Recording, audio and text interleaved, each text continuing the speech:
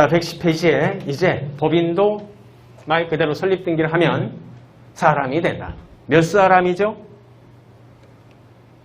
몇 사람이죠? 한 사람이 되는 거예요. 자, 이 법인이 사단법인인데 갑에서부터 예컨대 100명으로 구성이 된 사단법인이라고 해도 설립등기를 하게 되면 한 사람이 되는 겁니다. 아셨죠? 자, 거기까지 한번 확인해 주시고요. 어찌됐건 법인이 설립등기를 하게 되면 성립요건에 해당되기 때문에 드디어 사람이 된 것이고, 그러면 권리 능력을 갖겠다. 그죠? 권리와 의무의 주체가 될 수 있는 자격 자체는 이제 탄생한 거죠. 자, 그래서 이제부터는 법인의 권리 능력과 관련된 이야기를 나눕니다. 자, 먼저 법 34조 보시면 법인은 법률 묶어주시고요. 의 규정에 조차 정관 묶어주시고요. 으로 정한 목적 범위 내에서만 권리와 의무의 주체가 된다. 자, 그렇게 되어 있습니다. 자, 방금 본 바와 같이 우리가 자연인 파트에서 본 바와 같이 사람이 되고 나면, 즉 출생한 사람이 되면 그때의 경우에는 권리 능력을 웬것 것 다 누릴 수 있다. 그죠?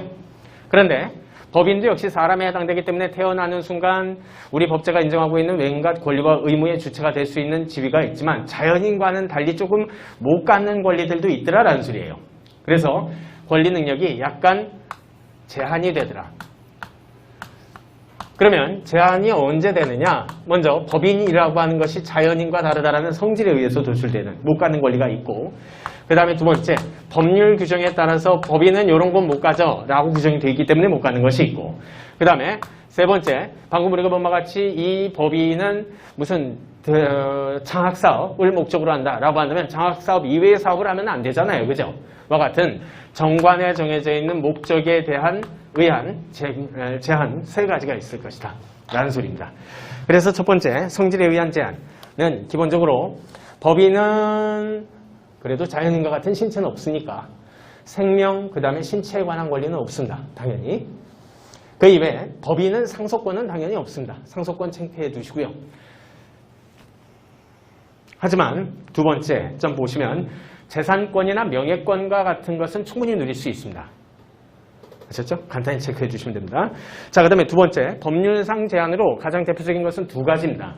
특히 첫 번째, 만약에 이 법인이 잘 활동을 하다가 이제 죽어가는 법인이 된다면 이때 이 죽어가는 법인 이름을 우리는 청산법인이라고 하는데, 청산법인은 청산만 해야 됩니다. 아셨죠?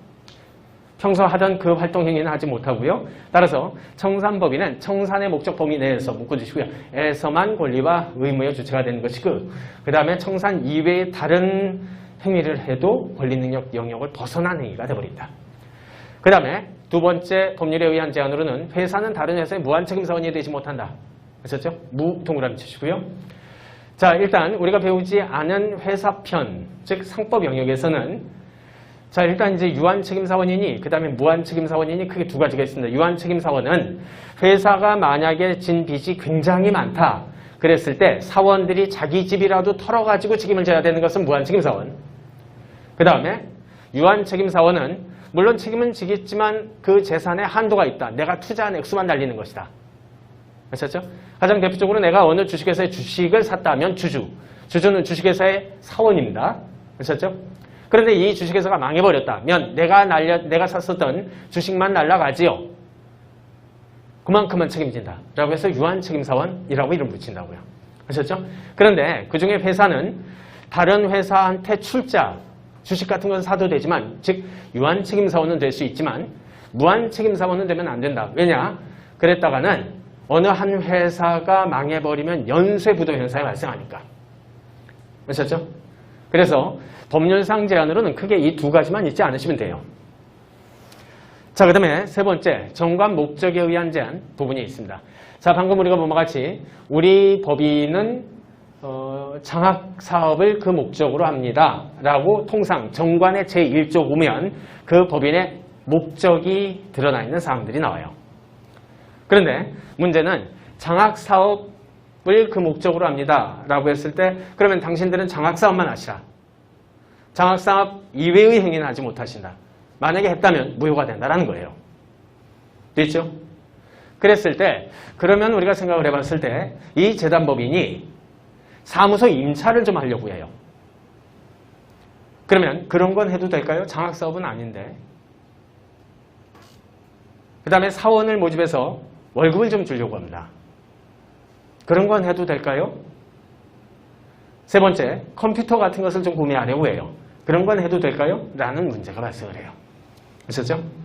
자, 그래서 일단 정관에 정해져 있는 목적의 범위 내에서 행하라 라고 했을 때 이 목적을 어떻게 해석을 해야 되느냐, 그게 문제가 됩니다. 아셨죠? 자, 그래서 일단 정관에 정해져 있는 목적에 필요한 행위라면 이건 뭐 일률적으로 얘기를 할 수 없으니까 할 수 있는데, 이때 직접적으로 필요한 행위라고 하는 것은 장학사업 자체, 아셨죠? 뿐만 아니라 사원도 모집하고, 그 다음에 사무소도 임찰하고, 그 다음에 뭐 직원들도 뽑으시고 등과 같은 간접적으로 필요한 행위까지도 일단은 모두 생각해야 될 것이다. 자, 그리고 두 번째, 필요한 바운더리라고 하는, 여기서 말하는 필요하다라고 하는 것은 또 어떻게 판단하느냐. 자, 일반 제3자 입장에서 보면 에이, 그 정도는 법인도 할 수 있는 거지 뭐 라고 객관적, 그 다음에 대충, 즉 추상적으로 판단을 하면 그만인 것이지, 이걸 일일이 다 하나하나 쪼개서 생각을 할 수는 우리가 없어요. 그렇기 때문에 자, 그 행위를 했었던 사람의 머릿속에 있는 생각, 즉 주관적 사정이나 아니면 더 구체적인 상황, 이걸 고려하는 것은 아니다라는 겁니다. 아셨죠? 자, 그래서 우리 판례도 역시 마찬가지예요.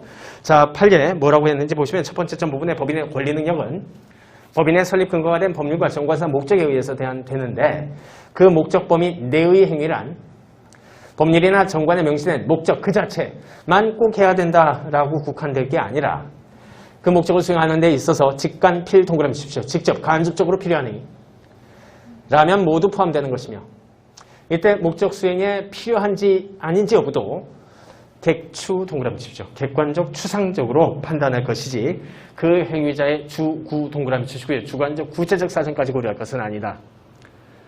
그래서 우리 판례가 따른 이 표준 문시의 문구에 의하면 직간, 필, 객추 이렇게 판단한다.